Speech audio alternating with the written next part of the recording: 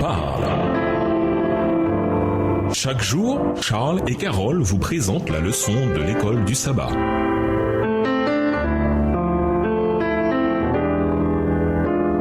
Bienvenue dans votre émission Dieu nous parle. Voilà la leçon de dimanche. Jésus, la raison de notre témoignage. En tant que chrétiens, nous avons tous une histoire personnelle à raconter. Une histoire sur la manière dont Jésus a changé nos vies et ce qu'il a fait pour nous. Lisons Éphésiens 2, les versets 1 à 10. Comment étions-nous avant de connaître Christ? Qu'est-ce qui nous appartient depuis que nous avons accepté Christ? Éphésiens 2, les versets 1 à 10. Vous étiez morts par vos offenses et par vos péchés, dans lesquels vous marchiez autrefois, selon le train de ce monde, selon le prince de la puissance de l'air, de l'esprit qui agit maintenant dans les fils de la rébellion. Nous tous aussi, nous étions de leur nombre, et nous vivons autrefois selon les convoitises de notre chair, accomplissant les volontés de la chair et de nos pensées. Et nous étions par nature des enfants de colère comme les autres. Mais Dieu qui est riche en miséricorde à cause du grand amour dont il nous a aimés, nous qui étions morts par nos offenses, nous a rendus à la vie avec Christ. C'est par grâce que vous êtes sauvés. Verset 6. Il nous a ressuscités ensemble et nous a fait asseoir ensemble dans les lieux célestes en Jésus-Christ, afin de montrer dans les siècles à venir l'infinie richesse de sa grâce par sa bonté envers nous en Jésus-Christ. Car c'est par la grâce que vous êtes sauvés, par le moyen de la foi, et cela ne vient pas de vous, c'est le don de Dieu. Ce n'est point par les œuvres afin que personne ne se glorifie, car nous sommes son ouvrage ayant été créés en Jésus-Christ pour de bonnes œuvres que Dieu a préparées d'avance afin que nous les pratiquions.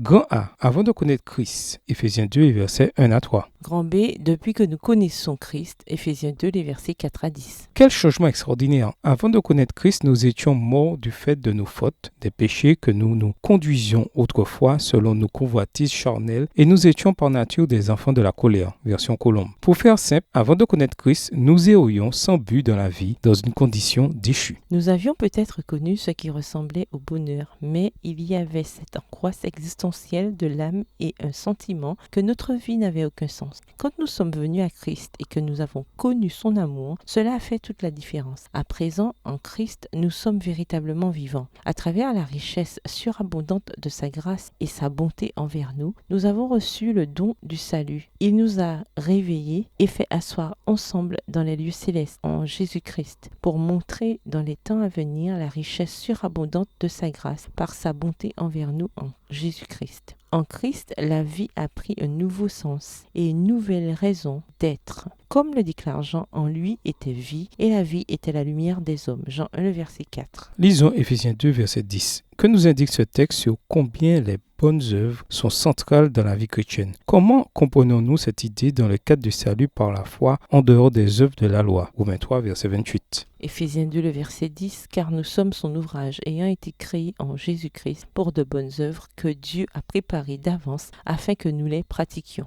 Romains 3, verset 28. Car nous pensons que l'homme est justifié par la foi sans les œuvres de la loi. En quoi votre vie a-t-elle changé grâce à Christ? Changement qui pourrait peut-être aider quelqu'un à venir à la connaissance de Jésus. Au revoir. Et à demain si Dieu veut. Dieu nous parle. Chaque jour, Charles et Carole vous présentent la leçon de l'école du sabbat.